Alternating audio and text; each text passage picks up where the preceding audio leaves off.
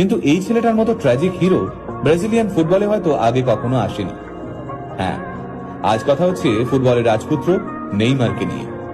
নিন্দুকেরা বলেন নেইমার নাকি খেলতে খেলতে ইচ্ছে করে পড়ে যান, চোট পাওয়ার অভিনয় করেন।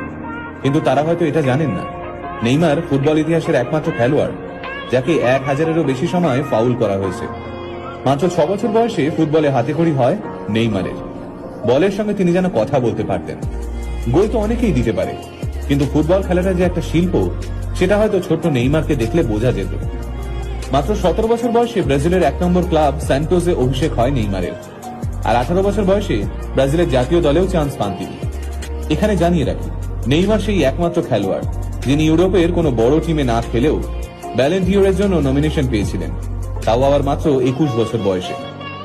নেইমারের যখন 18 বছর বয়স, তখন থেকেই তাকে নিজের দলে নেওয়ার জন্য ব্রাজিলের মাঠে হতে দিয়ে পড়ে থাকতো বার্সেলোনা।